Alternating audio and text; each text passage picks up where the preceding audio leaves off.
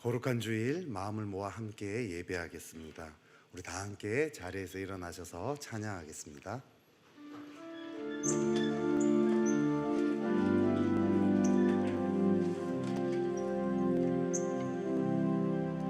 주께 엎드려 경배드립니다. 주 계신 곳엔 기쁨 가득, 무엇과도 누구와도 바꿀 수 없네. 예배드림이 기쁨 됩니다. 무엇과도 누구와도 바꿀 수 없네. 예배드림이 기쁨 됩니다.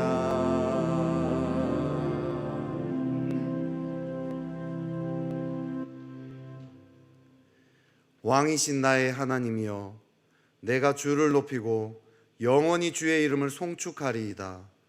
내가 날마다 주를 송축하며 영원히 주의 이름을 송축하리이다. 여호와는 위대하시니 크게 찬양할 것이라. 그의 위대하심을 측량하지 못하리로다. 아멘. 왕이신 주여, 찬송과 경배를 올려 드립니다. 교회력으로 한 해를 마무리하는 왕이신 그리스도 주일입니다. 부족한 저희들을 택하시고 매일 매 순간 인도하여 주신 은혜를 생각하며 감사의 예배를 드립니다.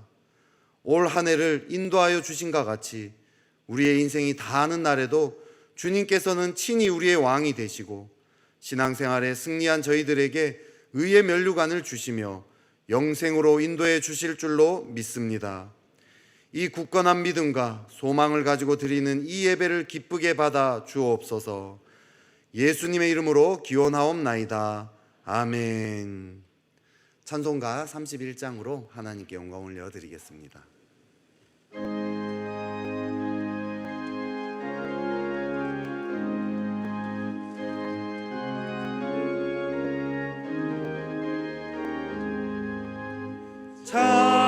찬양하라 복되신 구세주 예수, 백성들아 사랑을 전하세. 경배하라 하늘의 천군과 천사, 주님 앞에 영광을 돌리세. 목자같이 우리를 지키시고 종일 품에 늘 안아주시니, 찬양하라 높으신 권세를 찬양, 찬양 찬양 영원히 드리세. 찬양하라 복되신 구세주 예수, 우리 대신 죽임을 당했네. 구주 예수 영원한 구원의 소망, 경배하며 겸손히 절하세. 찬양하라 우리 죄 지신 예수, 그의 사랑 한없이 크셔라. 찬양하라 높으신 권세를 찬양, 찬양 찬양 영원히 드리세. 찬양하라 복되신 구세주 예수, 천사들아 즐겁게 찬양해. 구주 예수 영원히 다스리시니, 면류관을 주 앞에 드리세. 구주 예수 세상을 이기시고 영광 중에 또다시 오시리. 찬양하라 높으신 권세를 찬양, 찬양 찬양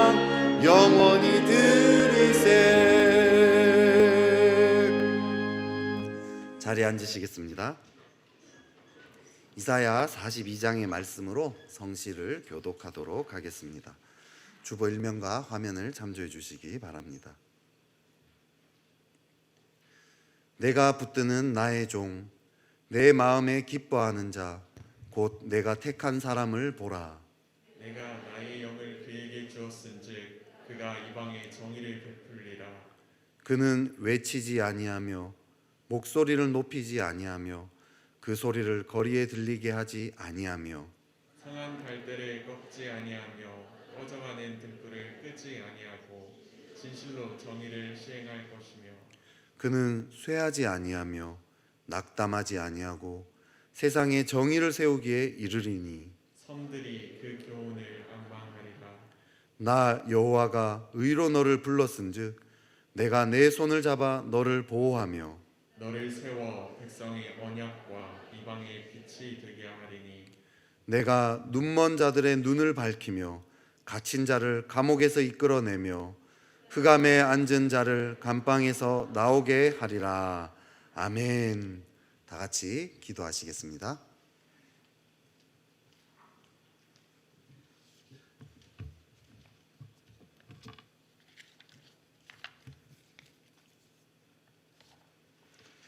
길이요 진리요 생명 되시는 주님, 오늘도 주님의 크신 은혜와 사랑을 누리면서 복된 주를 맞이하게 하시니 감사드립니다. 매일의 삶 속에서 저희들의 삶 속에 천국을 허락하여 주셔서 하나님 나라의 백성된 자로서 살게 하여 주신 은혜를 감사드립니다. 이 시간 주님께서 사랑하시는 자녀들이 함께 모여 예배를 드릴 때 영과 진리로 주님께 영광 돌려드릴 수 있도록 모든 성도들의 심령을 주장하여 주시옵소서. 주님, 코로나19로 말미암아 그동안 저희들은 많은 어려운 시기를 보냈습니다. 하지만 그럼에도 불구하고 권능의 주님께서 모든 성도들의 삶을 주님의 강한 팔로 지켜주시고 여기까지 인도해 주셨음을 바라보며 모든 영광 주님께 돌려드립니다. 그동안 코로나 바이러스로 인해 예배가 위축되는 상황 속에서 많은 성도들이 예배당에 모이지 못하고 소수의 인원만이 나와 예배를 드렸습니다. 이제는 일상이 회복되는 단계에 따라서 예배당에 이전보다 더 많은 성도들이 주님을 예배할 수 있음에 감사를 드립니다. 사랑의 주님, 간절히 바라옵기는 온 세상에 코로나 바이러스가 하루빨리 소멸되게 하여 주시옵소서. 그래서 일상이 회복되고 주님과의 관계도 회복되어 꺼져가는 열정도 회복시켜 주시옵소서. 이 시간 하나님의 말씀을 대원하실 목사님께 성령으로 충만케 하시고 영육간에 강건하게 하셔서 주님이 주시는 귀한 말씀을 성도들에게 잘 전달할 수 있도록 인도하여 주시옵소서. 주님의 말씀을 받은 저희들 그 말씀에 힘입어 세상에서 주님의 뜻을 이루며 살게 하여 주시옵소서. 아름다운 찬양으로 주님께 영광 돌리는 찬양대와 보이지 않는 곳에서 수고하시는 모든 성도들에게 하늘의 충만한 은혜를 내려 주시옵소서. 감사드리며 예수님의 이름으로 기도드렸습니다.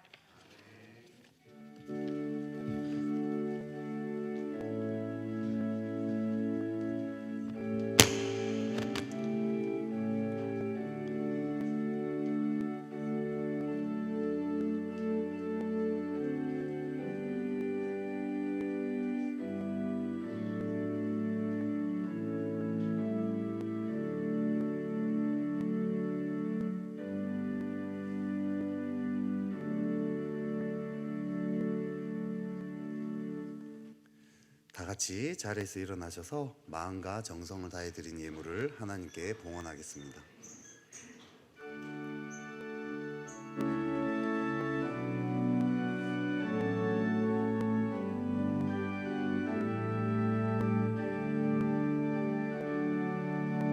내게 있는 양유옥합 주께 가져와 그 발 위에 입 맞추고 깨뜨립니다.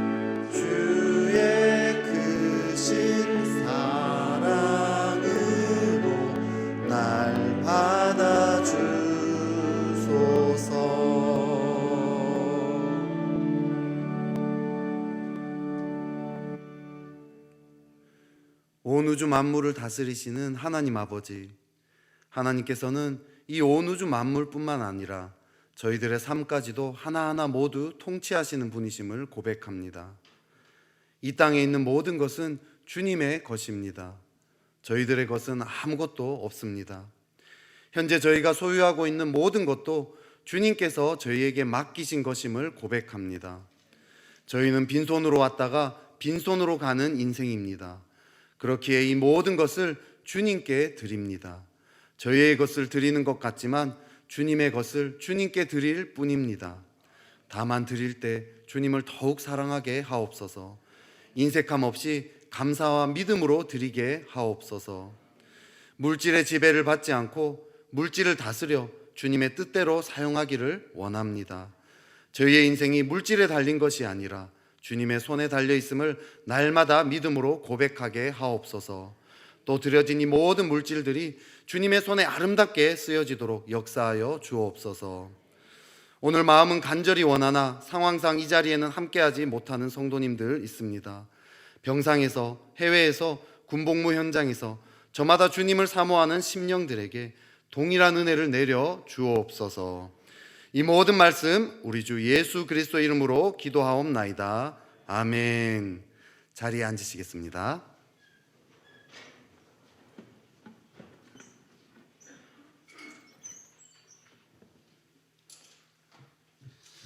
나눔의 시간입니다. 우리 홈페이지에서 주보란에 들어가셔서 주보 사면을 참조해 주시고 또 PPT 화면 참고해 주시기 바랍니다. 대림절 특별 기도 새벽 기도회가 11월 29일 월요일부터 12월 24일 금요일까지 본당 사랑관에서 광야를 극복하는 믿음의 사람들이라는 주제로 진행이 됩니다. 기도로 잘 준비하시고요. 또 오랜 이 코로나로 좀 지쳐있는 우리의 영혼이 다시 또 회복해 되어지는 그런 시기 되시기를 바랍니다. 순장 모임이 11월 21일 오늘과 12월 5일 주일 오후 1시 30분에 5층 로뎀나무에서 있습니다. 기도와 나눔으로 2021년을 마무리하고 2022년을 기대하는 모임을 갖고자 하오니 순장님들은 적극적으로 참석해 주시기 바랍니다. 한나 기도회가 11월 26일과 12월 3일 금요일 오전 10시 30분에 지하 1층 믿음관에서 있습니다. 백신 2차 접종을 완료하신 70세 이상 여성 어르신들은 누구나 참석이 가능합니다. 오랜만에 함께 모이셔서요, 많은 은혜의 시간 누리시기를 바랍니다. 교회 차량도 운행하오니 필요하신 분들은 안영선 주인님께 문의하시기 바랍니다. 신임 서리집사 교육이 11월 27일 토요일과 11월 28일 주일 오후 4시에 지하 1층 믿음관에서 있습니다. 이틀 중에 하루만 참석하시면 됩니다. 해당되시는 성도님들은 교육에 참석해 주시기 바랍니다. 이번 주 화요일 큐티라 때는 교역자 세미나 일정으로 쉬게 되었습니다. 입교 및 세례 예식이 12월 19일 주일 3부 예배 시간에 진행이 됩니다. 주보 3면을 참고하셔 대상이 되시는 분들은 본관 2층 사무실에서 신청서를 가져가셔서 12월 15일까지 제출해 주시기 바랍니다. 만 2세 미만의 자녀들을 대상으로 유아 세례 예식이 진행이 됩니다. 해당되는 자녀를 두신 부모님들은 신청서를 2층 사무실에 가져가셔서 작성해서 12월 22일까지 제출해 주시기 바랍니다. 세례 예식 날짜는 12월 25일 성탄절 3부 예배 시간에 진행이 됩니다. 새가족 등록 신청을 받습니다. 어려운 이때 교회 등록하셔서 성도님들과 함께 행복한 신앙생활 하시기 바랍니다. 등록은 예배 후 2층 나눔의 방에서 해주시기 바랍니다. 오늘 하나님께서 우리에게 주신 말씀은 미가 6장 6절부터 9절까지의 말씀입니다. 구약성경 1296면에 있습니다. 미가서 6장 6절부터 9절까지의 말씀, 하나님의 말씀을 제가 봉독하겠습니다. 내가 무엇을 가지고 여호와 앞에 나아가며 높으신 하나님께 경배할까? 내가 번제물로 1년 된 송아지를 가지고 그 앞에 나아갈까? 여호와께서 천천의 순양이나 만만의 강물 같은 기름을 기뻐하실까? 내 허물을 위하여 내 맏아들을 내 영혼의 죄로 말미암아 내 몸의 열매를 드릴까? 사람아, 주께서 선한 것이 무엇임을 내게 보이셨나니 여호와께서 내게 구하시는 것은 오직 정의를 행하며 인자를 사랑하며 겸손하게 내 하나님과 함께 행하는 것이 아니냐. 여호와께서 성읍을 향하여 외쳐 부르시나니 지혜는 주의 이름을 경외함이니라. 너희는 매가 예비되었나니 그것을 정하신 이가 누구인지 들을지니라. 아멘. 임마누엘 찬양대의 찬양이 있겠습니다.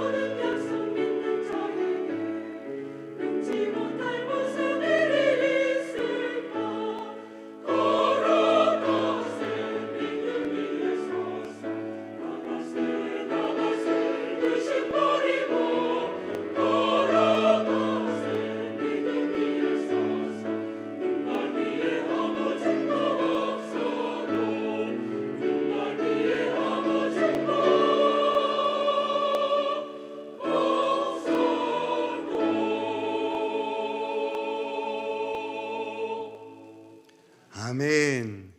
위임 목사님께서 여호와께서 내게 구하시는 것이라는 제목으로 말씀 전하실 때 많은 은혜 받으시기 바랍니다.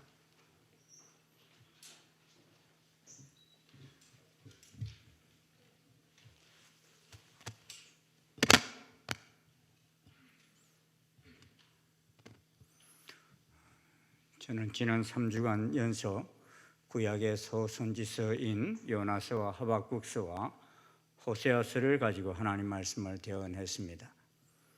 그런데 저는 이 소선지서를 연구하다 보니 놀라운 말씀을 발견합니다. 왜냐하면 이 소선지서 곳곳에서는 같은 단어들이 계속해서 등장하기 때문입니다. 그 단어들은 주의 날, 여호와의 날, 그날에는, 끝날에, 이런 단어들입니다. 미가서 4장 1절에도 보면 끝날에 이르러 민족들이 그리로 몰려갈 것이라 하였고, 쉬운 성경에는 그날에 오면 모든 나라의 민족들이 그곳으로 몰려올 것이다 라고 번역하고 있습니다. 그곳이 어디입니까? 여호와의 산, 즉 하나님의 전이 있는 예루살렘을 가리킵니다. 그래서 스가랴 12장 3절에서는 그날에는 내가 예루살렘을 모든 민족에게 무거운 돌이 되게 하리니 천하 만국이 그것을 치려고 모이리라 하셨습니다. 이 그날이 무슨 날입니까? 지금까지 애굽이나 또 아수르나 바벨론이 이스라엘을 공격하고 또 그 사면 민족에게 공격을 당한 적은 있어도 예루살렘이 세상 모든 민족에게 무거운 돌이 된 적은 없었습니다. 그런데 오늘날 국제 정세를 보면 다시 반유대주의가 일어나면서 대부분의 나라들이 이스라엘에 대해서 적대적입니다. 특별히 예루살렘 문제로 인하여 큰 다툼이 있음을 보게 됩니다. 예루살렘은 성경에서 800번 이상 언급되고 있으며 시온이라는 표현도 160번이나 언급되고 있습니다. 그리고 그날이 마지막 예수님께서 다시 오시는 때는 모든 열방들이 예루살렘을 대적하여 모일 것을 스가랴 선지자는 예언을 하고 있습니다. 그래서 우리가 이 이스라엘과 예루살렘을 예의주시해서 보아야 하는 것입니다. 이번 예수 제자학교 종말론반 10주 과정이 오늘 끝이 납니다. 그런데 저 자신이 이 종말론 강좌를 준비하면서 놀란 것은 세상은 너무 급박하게 그날을 향해 달려가고 있다는 것입니다. 그런데 여기에 반해서 우리는 너무 깊은 잠에 빠져 있다는 사실입니다. 주님이 다시 오실 징조들이 너무 많이 세상 곳곳에서 드러나고 있는데 우리는 논을 사고 밭을 사며 일상적인 삶에 깊이 빠져 있다는 것입니다. 그래서 예수님께서는 그날에는 노아의 때와 같이 인자의 임함도 그러하리라 하셨고 또 롯의 때와 같으리니 사람들이 먹고 마시고 사고 팔고 심고 집을 짓더니라고 하였습니다. 꼭 예수님이 말씀하신 그대로입니다. 잘 보십시오. 예수님의 초림 때에도 대제사장과 헤롯 대왕 그리고 백성들은 메시아가 아기 예수님으로 오셨는데도 아무도 모르고 있었습니다. 이들이 성경을 모르는 사람들이 아닙니다. 제사장과 서기관들은 성경을 얼마나 열심히 연구하는 사람들입니까? 그래서 헤롯 왕이 물었을 때 적시로 메시아는 베들레헴에서 태어난다고 대답했습니다. 그런데 도리어 성경을 모르는 동방에서 별을 연구하는 동방 박사들이 먼저 그 징조를 알고서 예루살렘을 찾아왔습니다. 이유가 무엇입니까? 하나님께서는 창조 때 하늘에 광명체들이 있게 하여 그것들로 징조와 계절과 날과 해를 이루게 하기 위해 창조하셨기 때문입니다. 하늘의 광명체들을 통해서 징조를 알 수 있게 하나님께서 창조하셨다는 것입니다. 그래서 별을 연구하는 과학자들이 먼저 메시아의 탄생을 알고 찾아온 것입니다. 예수님의 재림 때도 비슷한 현상이 일어날 것입니다. 정작 하나님 말씀을 받은 우리는 그날에 대해서 너무나 잠잠한 반면에 세상 과학자들은 지금 난립니다. 예수님이 재림하신다고는 말하지 않지만 세상이 이대로 가다가는 얼마 못 가서 끝난다는 것입니다. 지난 1000년 동안 지구의 온도는 1도 상승하였는데 지난 100년 동안 또다시 1도가 상승했습니다. 이런 속도로 지구의 온도가 상승하면 이상기온으로 인하여 온 세상은 사막화가 되고 폭우와 돌풍과 바다의 오염으로 인해서 더 이상 세상은 재기능을 할 수 없는 지경에 이른다는 것입니다. 그런데 아직 사람들은 깨닫지를 못하고 있습니다. 지금 우리가 코로나로 인해서 온 세상이 난리와 소문 속에 살아갑니다만 이 정도는 아무것도 아닌 재난들이 다가오고 있는데 인식을 못하고 있습니다. 우리나라 코로나 사망자 수가 11월 15일 기준으로 지난 2년 동안 1255명이 죽었습니다. 그런데 대부분 연세 많으신 분들이고 기저질환이 있는 분들입니다. 그런데 세상 난리로 인해 죽는 사람들은 그 숫자가 어떠합니까? 2004년도 인도네시아 쓰나미 한 번에 여러분 얼마 죽었는 줄 아세요? 제가 우리 이 종말론반에서 여쭤봤더니만요, 이 숫자를 아는 사람이 거의 없어요. 여러분, 쓰나미 한 번 났는데 죽은 사람이 22만 명이에요. 이제 22만 명이라도 놀라지도 않아요, 여러분이. 2011년 일본에서 있었던 쓰나미로 인해서 사망 실종자가 4만 명입니다. 2019년 45.9도를 웃도는 폭염 때문에 뭐 유럽 전체가 다 그랬지만 프랑스에서만 1,500명이 사망했어요. 작년에 여러분 9개월 동안 계속되었던 호주 화재는 445명이 사망하고 코알라와 캥거루 등 10억 마리 이상의 짐승이 다 죽었습니다. 며칠 전 캐나다에서는 한 달치 비가 단 이틀 만에 쏟아지면서 기차가 탈선하고 중요 고속도로가 끊기고 가옥들이 잠기는 이상 기온을 보였습니다. 그런데 이 지역이 6개월 전에 몇백 명이 벌써 죽었던 장소입니다. 그 장소에서 여러분 이 지역이 캐나다 사람들이 뭐라고 하는 곳인 줄 아십니까? 이 밴쿠버는 999당이라는 데입니다. 1000당보다 조금 모자라는 동네라 하는 것입니다. 그런 동네가 지옥이 되어버렸어요. 물류가 다 끊기는 이런 사태가 지금 일어나고 있습니다. 최근 미국에서 31살 청년이면서 방송인인 타일러 라시는 세바시에 나와서 내가 이것을 목숨 걸고 알린다면서 행한 그때의 방송 제목이 두 번째 기회는 없습니다 라는 말을 했습니다. 우리는 다음 세대를 위해서가 아니라 우리 세대를 위해서 지금 돌이키지 않으면 다음 세대까지는 갈 것도 없다는 것이 그의 강의 내용입니다.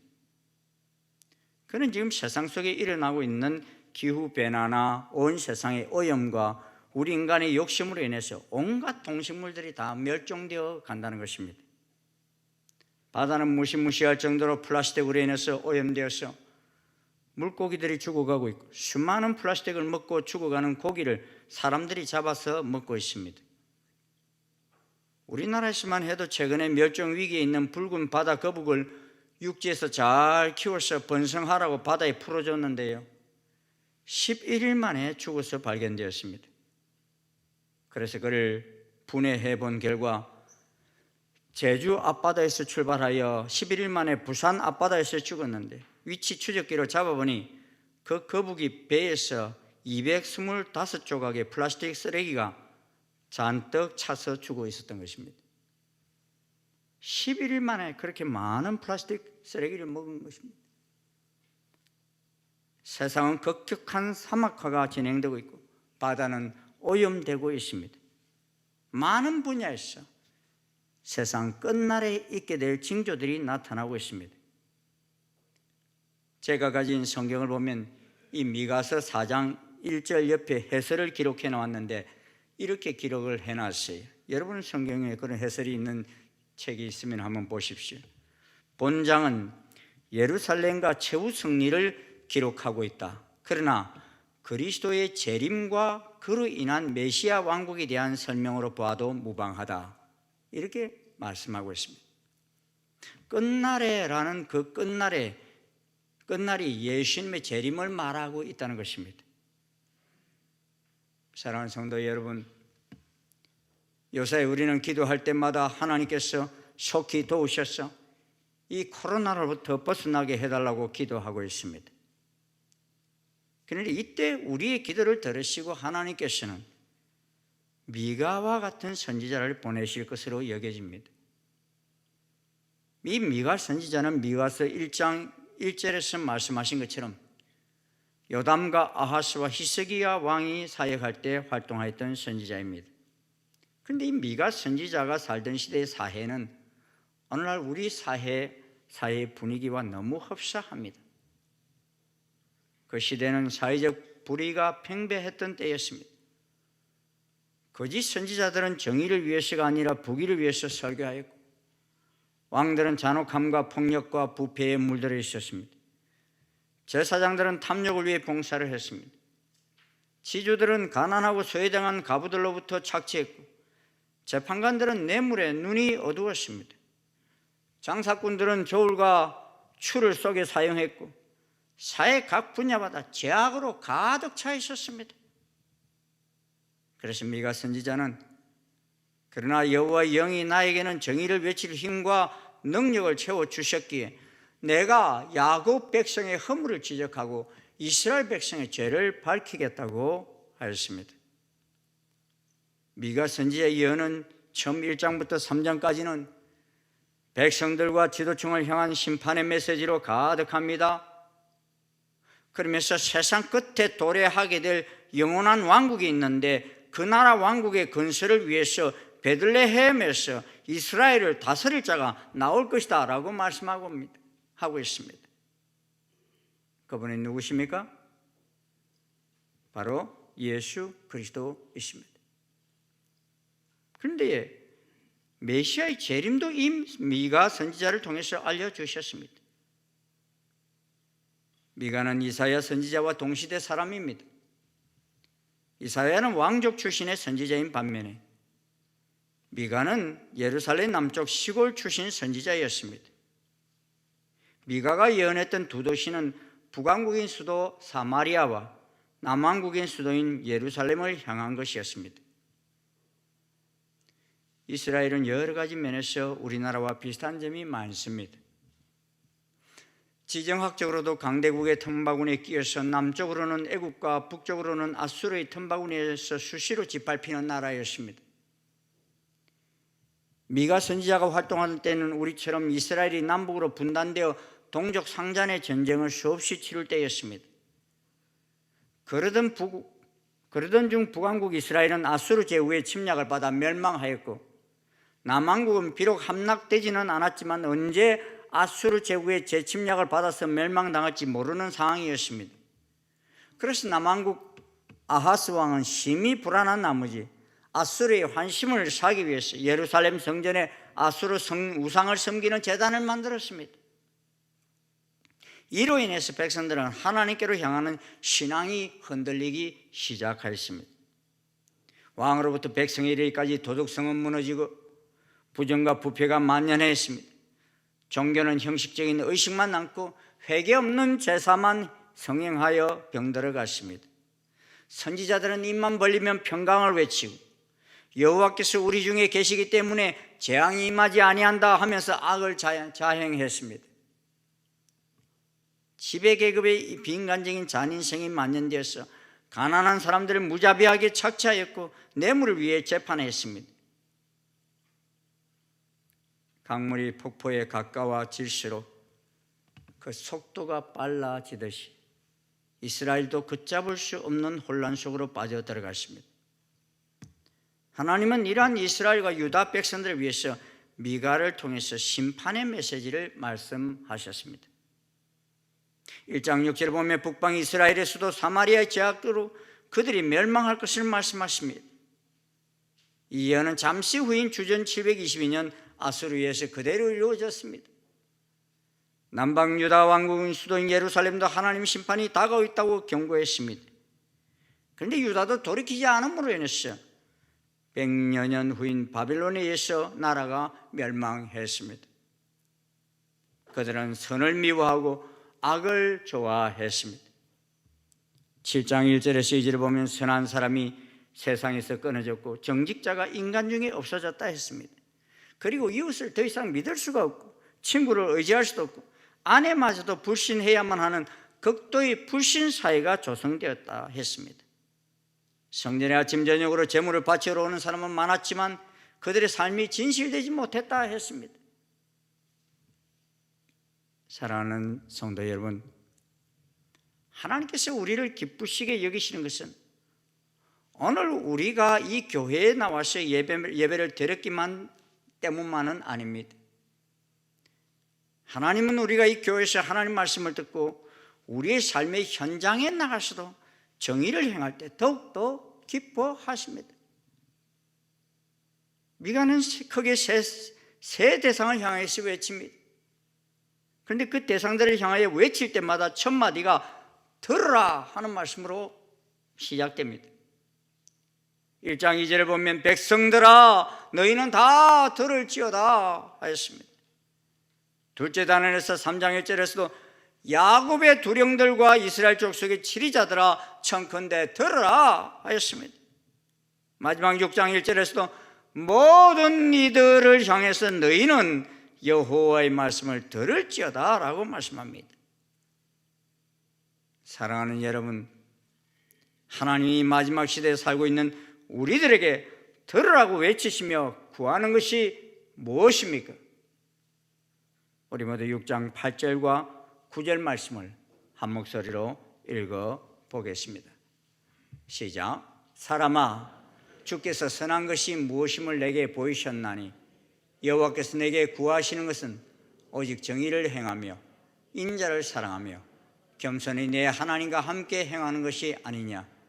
여호와께서 성읍을 향하여 외쳐 부르시나니 지혜는 주의 이름을 경외함이니라. 너희는 매가 예비되었나니 그것을 정하시니가 누구인지 들을지어다. 아멘. 여호와께서 우리에게 구하시는 첫째는 공의를 행하는 것입니다. 우리는 부를 바라지만 하나님은 의를 원하십니다. 우리는 부자가 되고 싶어 하지만 하나님께서는 우리가 공의의 사람이 되기를 원하십니다. 그것은 공의는 하나님의 속성이기 때문인 것입니다. 몇 년 전 고래 공정거래위원회 전 현직 간부들이 대기업 취업 특혜 의혹을 수사하는 검찰이 전 공정거래위원장에 대해 구속영장을 청구했습니다. 공정거래위원장입니다. 근데 가장 공정해야 하는 사람이 공의를 행치 않았다고 구속되는 사태를 봅니다. 법원에 가보면 상징적으로 대칭되는 저울추 여인을 세워놓습니다. 근데 세계 많은 나라의 저울추 여인들의 눈이 가려져 있는데 우리들의 법원에는 앞에는 이 저울추 여인의 눈이 가려져 있지를 않아요. 그래서일까요? 인터넷에 들어가 보면 수많은 글들이 기울어진 법조계의 저울추, 대법원 저울추 누구누구에게 기울어, 저울추가 흔들린다, 엇갈리는 저울추, 엉터리 저울추, 이 인터넷에 제가 나오는 글들만 쫙 뽑아서 지금 실어놓은 거예요. 그것은 공평한 재판, 평등한 재판을 하지 않는다는 소리입니다. 한자로 권력이라 할 때 이 권력의 기본은 저울추입니다. 그러게 권력이란 저울추를 움직일 수 있는 힘이라는 뜻에서 생긴 말입니다. 그런데 오늘날 우리들의 재판은 유전무죄, 무전유죄라는 말이 공공연하게 들려옵니다. 똑같은 재판도 어떤 힘 있는 변호사를 쓰느냐에 따라서 완전히 달라집니다. 법과 공의가 진실에 따라 결정되는 것이 아니라 권력 있는 자에 따라 결정되어진다는 것입니다. 하나님께서는 절대로 선과 악을 혼돈하시는 분이 아니십니다. 그렇게 대충 넘어가리라 생각하시면 큰 오산입니다. 우리가 공의를 행치 않는 것만큼 그 대가를 지불하게 됩니다. 잠언 14장 34절에 말씀합니다. 공의는 나라로 영화롭게 하고 죄는 백성을 욕되게 하느니라. 우리나라가 하나님이 기뻐하시는 영화로운 나라가 되려면 공의가 바로 서야 한다는 것입니다. 공의를 실천한다는 것은 마치 기차가 철로 위로 달리는 것과 같습니다. 그런데 기차가 철로 위로 달리지 않으면 어떻게 됩니까? 불을 보듯이 뻔한 이야기가 아닙니까? 우리는 지금 정치, 사회, 경제, 종교 구석구석이 철로를 벗어나 달리고 있는 기차와 같은 모습입니다. 아마 우리나라처럼 사기 사건으로 인한 고소 고발이 많은 나라도 드물 것입니다. 1년에 40만 건 이상의 고소 고발건이 있습니다. 경찰 관계자는 우리나라는 일본과 비교해 전체 고소 고발건이 100배는 많다고 했고, 임준태 동국대 경찰사법대학 원장은 고소 사건 가운데 가장 많은 비중이 사기라면서 사기로 인한 고소건은 일본과 비교했을 때 우리나라가 8배나 더 많다 그랬어요. 이 말은 그리스도인이 훨씬 더 많은 이 나라인데도 더 공의롭지 못하다는 것입니다. 또 많은 사기 사건 속에 그리스도인들이 연루되어 있는 것을 보게 됩니다. 하나님은 세상 사람들이 그러한 죄악을 저지르는 것도 아파하시지만 특별히 자기 백성 하나님을 예배하며 잘 믿는다고 하는 성도들이 불의한 삶을 사는 것을 못 견뎌 하십니다. 우리가 오늘 주일 예배를 잘 드리고 내일 세상에 나가서 세상을 보다 더 공의롭게 만들어 가는 것을 하나님은 기뻐하십니다. 우리가 세상에 나가서 세상 사람들과 다른 공의로운 삶을 살 뿐만 아니라 우리들이 몸담고 있는 세상을 변화시키는 것도 삶으로 드리는 예배입니다. 하나님께서는 우리에게 구하시는 것이 바로 이러한 삶인 것입니다. 1965년 노벨 평화상을 받은 미국 흑인 지도자 마틴 루터 킹 목사는 1968년 암살당하기 바로 직전에 가장 친한 친구 한 사람에게 이런 말을 했습니다. 요즘 나는 가끔 죽음을 생각해 보네. 그리고 나의 장례식을 생각할 때가 있어. 나의 장례식 때 어떤 조사가 읽혀질까 생각할 때가 있네. 내가 만약 죽어 장례식을 한다면 아마 나와 가장 친한 자네가 내 조사를 읽을 것 아닌가. 조사를 읽는다면 가능하면 짧게 하도록 하게. 그러나 반드시 이 말만은 꼭 포함되어야 해. 킹은 정의와 평화를 위해 북치는 사람이었다. 이 말만은 꼭 적어주기를 바라네. 그랬습니다. 시대가 어려울수록 정의와 평화를 위해 북치는 사람들이 많이 있어야 합니다. 주님이 오실 그날이 가까울수록 불의는 만연할 것입니다. 폭력은 온 땅을 뒤덮을 것입니다. 그러기에 이런 시대 속에서 여호와께서는 우리에게 구하시는 것은 이 사회가 보다 더 공의로운 사회가 될 수 있도록 하나님 백성인 우리들이 이 시대에 빛과 소금이 되기를 원하시는 것입니다. 여호와께서 우리에게 원하시는 둘째는 인자를 사랑하는 것입니다. 본문의 인자라는 말은 히브리어로 헤세드라는 말인데 자비롭다라는 뜻입니다. 자비의 사랑은 가난하고 힘없는 이웃을 불쌍히 여기는 삶을 말합니다. 사람이 공의를 너무 부르짖다 보면 딱딱해질 수 있습니다. 그러기에 공의로운 삶의 인자를 사랑하는 삶은 한약을 지을 때 꼭 집어넣는 게 있죠. 감초와 같은 역할을 하는 것입니다. 하나님께서는 이 사회가 공의와 함께 연약한 사람들이 인간답게 대우받는 사회가 되기를 원하십니다. 사람은 누구나 다 남을 사랑한다 하면서도 실은 자기가 좋아하는 사람을 사랑합니다. 이런 사랑은 누구나 할 수 있는 보편적 사랑입니다. 그런데 하나님이 우리에게 원하시는 것은 세상 사람들이 할 수 없는 사랑을 원하십니다. 세상 속에서 소외된 사람들을 돌아보기를 원하십니다. 소년원에서 교화를 받는 아이들을 보면 많은 경우들이 부모가 있습니다. 그런데 그들이 문제 청소년이 되었습니다. 그 이유 중 가장 큰 이유는 부모가 있지만 사랑을 받지 못했기 때문입니다. 이런 교육학에서 이런 말까지 하고 있지요. 그 누군가 한 사람이라도 진정으로 사랑한다는 것을 알면 절대로 문제아가 되지 않는다 하는 말입니다. 사랑하는 사람이 있으면 자살하지 않습니다. 정신병자가 되지 않습니다. 아무도 날 이해해 주지 않고 날 몰라준다고 생각하기 때문에 문제가 발생하는 것입니다. 우리가 오늘날 이 위기에서 벗어나기 위해서는 사랑을 받을 대상을 찾을 것이 아니라 내가 사랑을 조건 없이 줄 사랑에 굶주린 사람들을 찾아야 합니다. 그래야 우리는 더불어 건강한 사회를 만들어갈 수 있습니다. 이런 사랑의 분위기가 가정에서, 교회에서, 직장에서 이루어질 수만 있다면 우리 사회는 더욱 아름다운 사회로 변해갈 것입니다. 하나님의 역사는 천사의 소리 있는 것이 아니라 불의를 기뻐하지 아니하며 진리와 함께 기뻐하고 모든 것을 참으며 모든 것을 믿으며 모든 것을 바라며 모든 것을 견디는 사랑에서 솟아납니다. 여호와께서 우리에게 구하시는 세 번째는 겸손히 하나님과 함께 행하는 삶입니다. 8장 6절을 다시 한번 읽어보시겠습니다. 시작. 사람아, 주께서 선한 것이 무엇임을 내게 보이셨나니 여호와께서 내게 구하시는 것은 오직 정의를 행하며 인자를 사랑하며 겸손하게 내 하나님과 함께 행하는 것이 아니냐.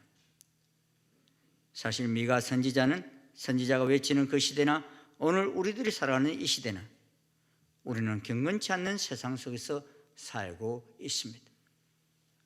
사람들이 하나님 진리를 무시하고 욕심대로 사는 세상 속에 삽니다. 이런 세상 속에서 하나님과 함께 동행하는 삶을 사는 것은 힘든 일입니다. 하지만 힘들어도 하나님께서는 거룩한 백성인 그리스도인에게 원하시는 것입니다.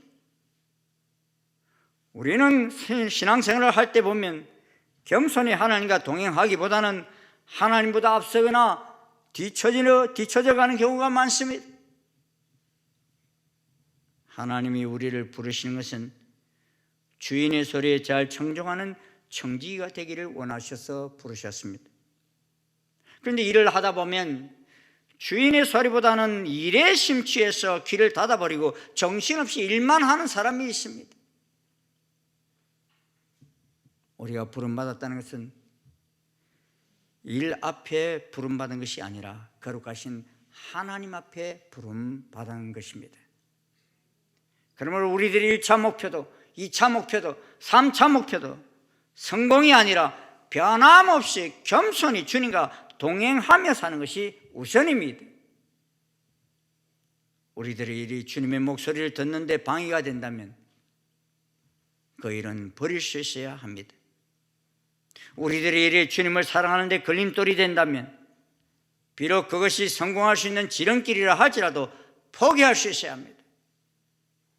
하나님 없는 성공길보다는 하나님과 동행하는 고생길이 더 바람직하기 때문입니다. 오늘 9절을 보면 지혜는 주의 이름을 경외함이라 너희는 매가 예비되었나니 그것을 정하신 이가 누구인지 들을지어다 말씀하고 있습니다. 여러분, 하나님과의 관계에서의 겸손이 무엇입니까? 하나님께서 징계를 내리시기로 작정하셨다면 순한 마음으로 받아들이는 것도 겸손입니다. 왜 그렇습니까? 매 맞을 때는 순순히 맞아야 하는데 어차피 맞을 매 안 맞겠다고 하다가 더 맞는 경우들이 많아요. 어릴 때 여러분 매 맞은 경험들 있으시죠? 저는 많습니다. 선생님이 때릴 때 안 맞으려고 피하다가 선생님으로 하여금 화나게 해서 더 맞는 경우들 허다합니다. 오늘날 우리들이 당하는 것은 하나님의 회초리입니다. 우리는 안 맞겠다고 할 것이 아니라 하나님, 우리가 맞을 짓을 했습니다. 하나님의 마음을 아프게 했습니다. 겸손하지 못했습니다. 용서해 주시옵소서. 부르짖어야 합니다. 하나님은 우리의 영혼과 우리의 삶을 소생시키는데 어떤 사람을 소생시켜 주시느냐 하면 자기 잘못을 통회하는 사람을 소생시켜 주십니다. 잘못했은 매를 맞으면서도 계속 하나님께 뛰어들다 보면 갈수록 매의 강도가 더 강해지기만 합니다. 교만한 사람은 자기 잘못을 깨닫지 못하고 자기 변명과 합리화에 급급합니다. 그러나 겸손한 사람은 자기 반성과 자기 회개가 있습니다. 겸손한 사람은 자기를 낮추고 남을 존중히 여길 줄 알지만 교만한 사람은 자기 자신을 내세우고 남을 업신여길 때가 많습니다. 겸손한 사람은 자기 희생 있고 남을 섬길 줄 압니다. 그러나 교만한 삶은 자기 영광만 있을 뿐이며 남이 자기를 섬기고 남이 자기를 지지해 주기만을 바랍니다. 하나님께서는 겸손한 자에게 은혜를 베푸시고 교만한 자를 패망케 하십니다. 그러게 우상 숭배의 길에서 벗어나지 못하고 불의가 만연한 이스라엘 향하여 아수르와 바벨론이라는 나라를 매를 들어서 순위 받으라고 하셨을 때 이스라엘은 그것을 순순히 받아들이며 회개하면 됩니다. 그런데 그러지 못하다 보니 큰 환난을 겪으면서 바벨론에 잡혀가서야 깨닫습니다. 여러분, 세상 끝에도 마찬가지입니다. 하나님께서는 인자를 베들레헴에 보내셔서 세상을 구원하고 또 세상 끝날 예루살렘으로 오셔서 영광을 받으시겠다고 하셨습니다. 그때 많은 민족들 사이에 이를 심판하시며 먼 곳 강한 이방 사람을 판결하시겠다고 하셨습니다. 하나님께서는 베들레헴으로 보내신 것도 다 성취하셨고 세상 죄를 지고 가는 하나님의 어린 양으로 오실 것도 다 성취하셨습니다. 그런데 아직 세상 끝에 예루살렘으로 오셔서 영광을 받으시겠다고 하신 일은 성취되지 않았습니다. 사탄은 마지막 시대에 최대한 예수님의 재림을 막아보려고 발악을 할 것입니다. 그리고 사람들을 하여금 주님의 재림에 무관심하도록 세상 일에 푹 빠져들게 할 것입니다. 하지만 지금부터 2700년 전 미가 시대 때 예언하신 말씀일지라도 아직 성취되지 않은 일이라면 반드시 이루시는 하나님이십니다. 믿으십니까, 여러분? 그래 이제 마지막 심판주로 오실 예수님을 기다리면서 하나님이 원하시는 사람, 공의를 실천하며 인자를 사랑하며 겸손히 하나님과 동행하는 길을 걸어가면서 오실 주님을 기다린다면 이 시대에 가장 하나님이 기뻐하시는 반열에 서게 될 것입니다. 세상 끝에서도 여호와께서 우리에게 구하시는 것을 이루가는 우리 모두가 되시기를 주의 이름으로 축원합니다. 기도하시겠습니다. 아버지 하나님, 오늘 우리들이 살아가는 이 세상, 하나님을 전혀 알지도 못하는 많은 세상의 과학자들과 사람들이 이 상태로 가다가는 세상 끝이 얼마 남지 않았다고 외치는 소리를 곳곳에서 저희들이 듣습니다. 그런데 주님, 정작 하나님 말씀을 가장 잘 안다고 하는 저희들이 오늘 이 시대를 분별하지 못하고 살아가고 있지는 않은지 우리 자신을 다시 한번 되돌아봅니다. 주님, 선지자를 통하여 이 시대를 향하여 우리에게 외치시는 그 말씀을 저희들 듣는 자가 되게 도와주시옵소서. 여호와 하나님께서 우리에게 구하시는 것이 어떤 삶인지, 이 불의가 만연해 있는 이 세상 속에서 어떻게 살아가야 할지를 말씀하시는 주의 음성을 듣게 하여 주시옵소서. 공의를 행하며 인자를 사랑하며 겸손히 하나님과 함께하는 삶으로 주님을 맞이할 수 있는 저희들 되게 도와주시옵소서. 그래서 끝까지 저희들 성립케 도와주시옵시고 지혜로운 다처녀와 같이 준비된 저희들의 삶을 살아갈 수 있는 저희들 되게 인도하여 주시옵소서. 여기 오늘 주의 말씀을 듣는 무리들 가운데 한 심령도 낙오하는 자 없게 도와주시옵시고 주님, 우리 모두가 다 주님 부르실 때 들림받는 저희들 댁에 인도하여 주시옵소서. 예수님 이름으로 기도드리옵나이다. 아멘. 다 자리에서 일어나셔서 170장 찬송 함께 부르시겠습니다.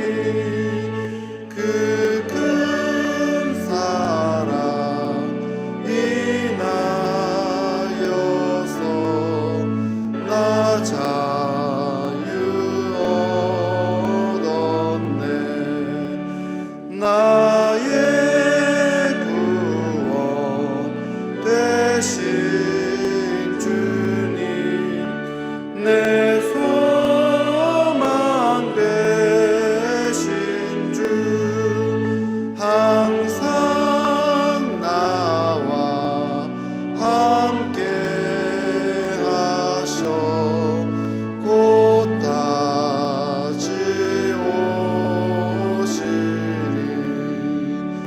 나를 거룩하게 하려 주 나를 부르니 주의 은혜 내게 넘쳐 주 뜻을 이루리 굳센 믿음 나 가지고 주 말씀 따르며 주님 다시 강림할 때 날 영접하시리.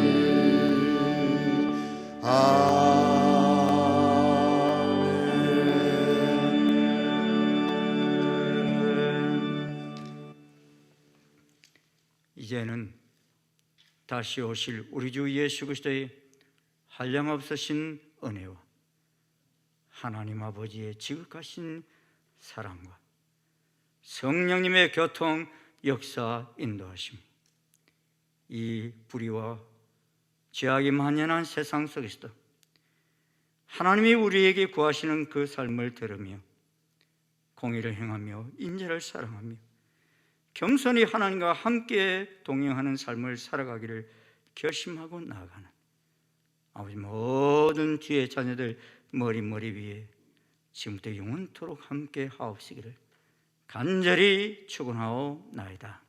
아멘.